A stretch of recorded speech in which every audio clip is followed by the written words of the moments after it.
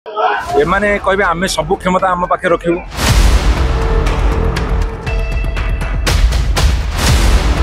तांको माध्यम रे समाने लूट करिवे। आज पीएमजी स्क्वायर रे जनप्रतिनिधि माने सरकार साबाड़ करुछंदी। आज राजरास्ता रे त्रिस्तरीय पंचायत राज व्यवस्था रे जो माने निर्वाचित प्रतिनिधि सरपंच समिति सभ्य जिला परिषद मेंबर वार्ड मेंबर से माने आछंती। से माने आसीबार कारण होउची एमाने कहिले जे ग्राम सभा जहाँ पास करिक दब सेटा प्रोजेक्ट रहिबो।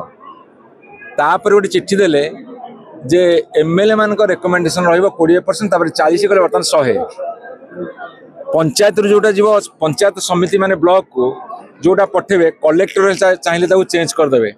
ताले जो लोक सब वोट देथिले सरपंच समिति सभा चेयरमैन गढिले सब कोन भी गढिथिले जदि तमरो कलेक्टर तम एमएलए करिवे ताले एमाने कोन जिबे वृंदावन हां एमान को जिबे बुड़ पकेया को गंगा नदी के एमाने निर्वाचित लोक माने काम करिया को त्रिस्तरीय पंचायत राज व्यवस्था रे क्षमता विकेंद्रीकरण करायछि। पंचायत को पावर दिया ब्लॉक को दिया जिला परिषद को दिया एमाने कहबे आमे सब क्षमता आम पाखे रखिबु।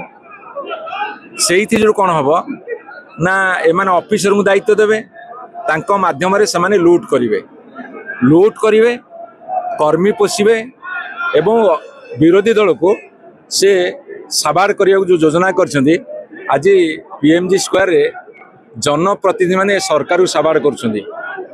बर्तमान सरकार साबाड़ होची आउजी तांकर चैतन्य उद्यान हबो ताले घर को फेरिवार रास्ता देखै देबो।